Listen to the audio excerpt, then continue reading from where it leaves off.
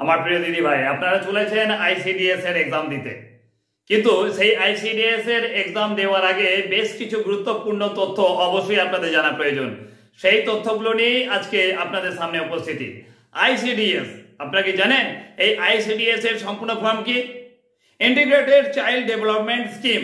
হ্যাঁ, আপনাদের যে শিশু সম্পূর্ণ বিকাশ, সেই বিকাশ সম্পর্কে অবশ্যই দায়িত্ব দেওয়া হবে আপনাদের। তাই আপনারা চলেছেন আইসিডিএস এর এক্সাম দিতে। তো এই আইসিডিএস এর এক্সামের বেশ কিছু নমুনা প্রশ্ন অবশ্যই আমার কাছে রয়েছে, যেগুলো আপনাদেরকে অবশ্যই আমি দিতে চাই। তাই বলবো, যদি আপনাদের প্রয়োজন হয়, যদি আপনারা মনে করেন যে এই গুরুত্বপূর্ণ প্রশ্নগুলো আপনাদের প্রয়োজন, তাহলে অবশ্যই আপনাদের দেওয়া এই হোয়াটসঅ্যাপ নাম্বারে অবশ্যই আপনারা আমার সঙ্গে যোগাযোগ করতে পারেন। আমি সর্বতভাবে চেষ্টা করব যাতে আপনাদের এই আইসিডিএস এক্সাম খুব ভালোভাবে হয়। তবে হ্যাঁ, আজকের যে আলোচনা, সবার আগে প্রথমে আপনাদের সামনে আমি এই আইসিডিএস থেকে বেশ কিছু গুরুত্বপূর্ণ প্রশ্ন অবশ্যই আলোচনা করতে চাই, যেগুলো আপনাদের এই সামনে আগত আইসিডিএস এক্সামের জন্য অবশ্যই খুব বেশি গুরুত্বপূর্ণ হতে চলেছে। তাই অবশ্যই প্রথম থেকে শেষ পর্যন্ত ভিডিওটাকে দেখে নেবেন, বুঝে নেবেন আপনাদের পরীক্ষার আগে কোন কোন বিষয়গুলোকে অবশ্যই সচেতনভাবে মনে রাখা প্রয়োজন। এই আইসিডিএস এর এক্সাম দিচ্ছেন, আপনি দেবেন যেটা, সেটা হচ্ছে অবশ্যই অঙ্গনওয়াড়ি কেন্দ্রে, মানে অঙ্গনওয়াড়ির হয়ে আপনারা করবেন। কিন্তু কথা হচ্ছে যে অঙ্গনওয়াড়ি কাদের বলা হয়, তাহলে এখানে বলতে হয় যে সকল মহিলারা, যারা বলতে হয় যে সরকারিভাবে কোনো গ্রামের মহিলা বা শিশুর স্বাস্থ্য তার বিকাশ সম্পর্কে যারা দায়িত্ব নিয়ে থাকে, তাদেরকে অবশ্যই বলা হয় অঙ্গনওয়াড়ি মহিলা। এটা অবশ্যই মনে রাখবেন, আপনার আইসিডিএস পরীক্ষায় অবশ্যই কাজে লাগবে। এরপর আপনাদের যদি প্রশ্ন করা হয়, যে আপনাদের যদি বলা হয় যে আইসিডিএস এক্সাম যারা দেবে তাদের বয়স ন্যূনতম থেকে সর্বোচ্চ কত হতে হবে, তাহলে অবশ্যই মনে রাখবেন অঙ্গনওয়াড়ি পরীক্ষা দেওয়ার জন্য বয়স অবশ্যই ন্যূনতম 18 বছর যেমন হওয়া প্রয়োজন, তেমনি সর্বোচ্চ অবশ্যই 45 বছর বয়স্ক মহিলারা অবশ্যই আইসিডিএস এর পরীক্ষা দিতে পারে। তারপর আপনাদের জন্য করতে হবে যে অঙ্গনওয়াড়ি কর্মী কাদের বলা হয়। অঙ্গনওয়াড়ি কর্মী কাদের বলা হয়, তাহলে অবশ্যই বলবো যে অঙ্গনা শব্দের অর্থ নারী, এবং এই অঙ্গনা শব্দ থেকে অঙ্গনওয়াড়ি কথাটা এসেছে। যে সকল নারী বা মহিলা কর্মীরা শিশু এবং মহিলাদের স্বাস্থ্য পরিষেবা প্রদানের উদ্দেশ্যে নিযুক্ত হয়ে থাকে, তাদেরকে অবশ্যই বলা হয় অঙ্গনওয়াড়ি কর্মী। তারপর আপনাদের জন্য বলবো যে এই যে অঙ্গনওয়াড়ি প্রকল্প, এই প্রকল্প দায়িত্ব কে গ্রহণ করে থাকে, তাহলে অবশ্যই বলতে হবে অঙ্গনওয়াড়ি প্রকল্পের যে দায়িত্ব, সেটা সম্পূর্ণ অবশ্যই গ্রাম পঞ্চায়েতের উপর ন্যস্ত থাকে। খুব গুরুত্বপূর্ণ এই কথাগুলোকে অবশ্যই মনে রাখবেন আপনাদের পরীক্ষা দিতে যাওয়ার আগে। তো এরপর আপনাদের সামনে আমি তুলে ধরবো আরো কিছু গুরুত্বপূর্ণ কথা, যেমন অঙ্গনওয়াড়ি কর্মীদের কি কি দায়িত্ব পালন করতে হয়, এই কথাটা মনে রাখতে হবে। এর সম্পূর্ণ উত্তর অবশ্যই আপনারা হোয়াটসঅ্যাপে চাইবেন, হোয়াটসঅ্যাপ গ্রুপে যান, সেখানে অবশ্যই আমাকে মেসেজ করুন, আমি অবশ্যই আপনাদের সম্পূর্ণ তথ্য অবশ্যই দিয়ে দেবো। অবশ্যই একটা গুরুত্বপূর্ণ প্রশ্ন আপনাদের আইসিডিএস এর এক্সামের জন্য। এই আইসিডিএস এর আপনারা অবশ্যই অঙ্গনওয়াড়ি কর্মী বা গ্রাম সেবিকার কাজ করুন, যেটা করুন না কেন, এই প্রশ্নগুলিকে অবশ্যই আপনাদের সবার আগে মনে রাখতে হবে। তারপর মনে রাখবেন একটা প্রশ্ন রয়েছে যে বিশেষ পুষ্টি প্রকল্পে কোন কোন খাদ্য সামগ্রী সরবরাহ করা হয়। তো অবশ্যই মনে রাখবেন বিশেষ যে পুষ্টি প্রকল্পের মধ্যে অবশ্যই দুধের গুঁড়াকে প্রকল্পকে দেওয়া হয় দানা শস্য দেওয়া হয়, ডাল জাতীয় খাদ্য দেওয়া হয়, ভিটামিন এ এবং সি সমৃদ্ধ খাবার দেওয়া হয়। এই কথাগুলো অবশ্যই আপনারা মনে রাখবেন। এবং অবশ্যই এই সকল নারীদের বা শিশুদের জন্য বলতে হয় তার মায়েদের ভিটামিন সমৃদ্ধ অবশ্যই ট্যাবলেট বা বড়ি অবশ্যই প্রদান করা হয়। পরের গুরুত্বপূর্ণ কথাটা যেটা বলবো অবশ্যই মনে রাখবেন যে মিশ্র পুষ্টি প্রকল্পের উদ্দেশ্যগুলি কি কি। মিশ্র পুষ্টি প্রকল্পের উদ্দেশ্য প্রধানত এটাই হতে পারে যে অপুষ্টি যে প্রকোপ আছে, সেই অপুষ্টি প্রকোপ থেকে অবশ্যই জনসাধারণকে রক্ষা করা, বা বলতে পারি জনগণের স্বাস্থ্যের উন্নতি সাধন করা, বা বলতে পারি যে জনসাধারণের পুষ্টির যে মান, সেই পুষ্টির মানকে অবশ্যই অনেক বেশি উন্নয়ন ঘটানো বা উন্নত করা। তারপরে আপনাদের জন্য বলবো যেটা করে রাখবেন যে অপুষ্টিজনিত বা রক্তাল্পতা দূর করার জন্য প্রয়োজনীয় ব্যবস্থা কি কি করণীয় দরকার, সেগুলোকে আপনাদের মনে রাখতে হবে। যে সবুজ শাকসবজি যেগুলো রয়েছে, সেই সবুজ শাকসবজি খাওয়ার দিকে নজর দিতে হবে। আবার বলতে পারি যে ফেরাস সালফেট যুক্ত ট্যাবলেট যেগুলো রয়েছে, সেই ট্যাবলেট গ্রহণ করতে হতে পারে।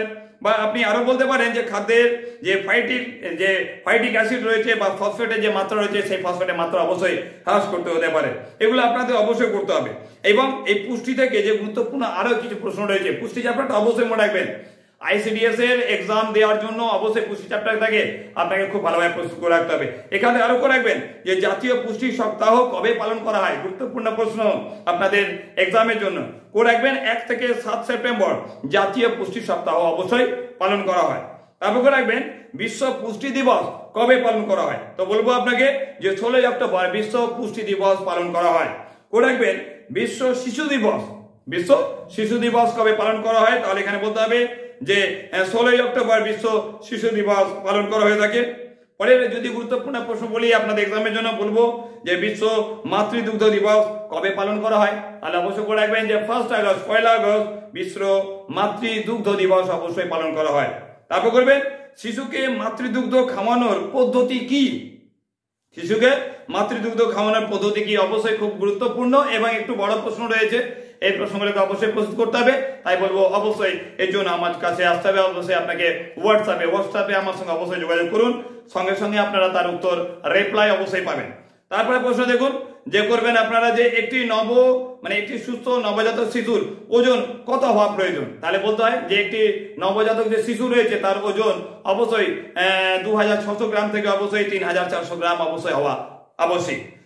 তারপর পরে প্রশ্ন বলবো যে ভারতে শিশুর মৃত্যু হার বেশি হওয়ার কারণ কি, ভারতে শিশুর মৃত্যু হার বেশি হওয়ার কারণ সবার চেয়ে প্রধান কারণ হচ্ছে অবশ্যই অপুষ্টি, অপুষ্টির জন্যই কিন্তু ভারতে শিশুর মৃত্যু হার সবচেয়ে বেশি। এছাড়া প্রসূতি মায়ের যে থাকে সেই প্রসূতি মায়ের অনেক সময় যত্ন নেওয়া হয় না, যত্ন না নেওয়ার জন্য অনেক সময় শিশু মারা যায়।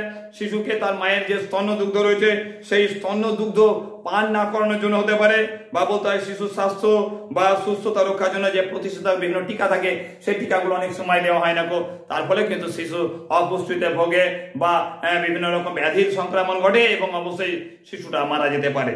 বা বলতে পারি পরের প্রশ্ন যে পিত্ত কোথায় কিন্তু সৃষ্টি হয়, এটা একটা গুরুত্বপূর্ণ প্রশ্ন। তো পিত্ত সৃষ্টি হয় অবশ্যই যকৃৎ থেকে, পিত্তরস যকৃৎ থেকে অবশ্যই সৃষ্টি হয়। তারপর প্রশ্ন বলবো আপনার যে মানুষের করোটি স্নায়ুর সংখ্যা কত, মানুষের করোটি স্নায়ুর সংখ্যা কত, অবশ্যই করোটি স্নায়ুর সংখ্যা 31টি। তারপরে প্রশ্ন করবেন আপনারা শিশু জন্মের কতদিনের মধ্যে বিসিজি টিকা দেওয়া উচিত, শিশু জন্মের পর বিসিজি টিকা আপনারাও জানেন যে আপনাদের বাড়ির শিশুদের অবশ্যই বিসিজি টিকা দেওয়া হয়, তাহলে অবশ্যই বলবো যে শিশুদের বিসিজি টিকা 0 দিন থেকে 3 দিনের মধ্যে এই বিসিজি টিকা অবশ্যই শিশুকে দিতে হবে। এবং তারপর করবেন কোষের সমষ্টিকে কি বলা হয়, কোষের সমষ্টিকে বলা হয় কোষ, এগুলো অবশ্যই কোষের সমষ্টিকে বলা হয় কলা। তো আপনাদের একটা কথা বলে রাখি, আপনাদের মধ্যে অনেকে রয়েছে যারা আমার স্টুডেন্ট, যারা এবারে ICDS পরীক্ষা দিতে চলেছে, তো তোমাদেরকে বলবো তোমরা অবশ্যই আমার সঙ্গে খুব তাড়াতাড়ি যোগাযোগ করো, কারণ তোমাদের জন্য আমি বিশেষভাবে কিছু প্রশ্ন বেছে রেখেছি। অবশ্যই তোমরা আমার সঙ্গে যোগাযোগ করে নিচ্ছ, খুব শীঘ্রই তোমরা পেয়ে যাবে। তারপরে গুরুত্বপূর্ণ প্রশ্ন বলবো যে পরিণত মানুষের শরীরে কটি অস্থি থাকে, অস্থি কটা থাকে, অবশ্যই 206টি, আমরা পড়েছি না 206টি অস্থি থাকে মানুষ শরীরে, অস্থি মানে হাড় যাকে বলছি। তারপর প্রশ্ন করবেন মানবদেহের মস্তিষ্কের গড় ওজন কত, তো মানবদেহের মস্তিষ্কের গড় ওজন 3.2 কেজি। এই ধরনের বেশ কিছু গুরুত্বপূর্ণ প্রশ্ন রয়েছে যেগুলো আপনাদের করতে হবে পুষ্টি চ্যাপ্টার থেকে, পুষ্টি থেকে। এছাড়া খুব শীঘ্রই আমি আপনাদের জন্য অবশ্যই নিয়ে আসছি গণিতের কিছু গুরুত্বপূর্ণ প্রশ্ন, যে প্রশ্নগুলো অবশ্যই আপনাদের অর্থাৎ আমার মা বোনেদের অবশ্যই এগুলোকে প্র্যাকটিস করতে হবে, প্র্যাকটিস করে অবশ্যই ICDS এক্সাম দিতে যেতে হবে। তো সেগুলো অবশ্যই খুব শীঘ্রই নিয়ে আসবো, অবশ্যই চ্যানেলটাকে সাবস্ক্রাইব করে রাখুন, সঙ্গে থাকুন। খুব শীঘ্রই আপনার সঙ্গে আমি আবার নিয়ে হাজির হচ্ছি ICDS এর আরো একটা গুরুত্বপূর্ণ সাজেস্টিভ ভিডিও আপনাদের জন্য, যারা আপনারা পরীক্ষা দিতে চলেছেন ICDS এর। Thank you.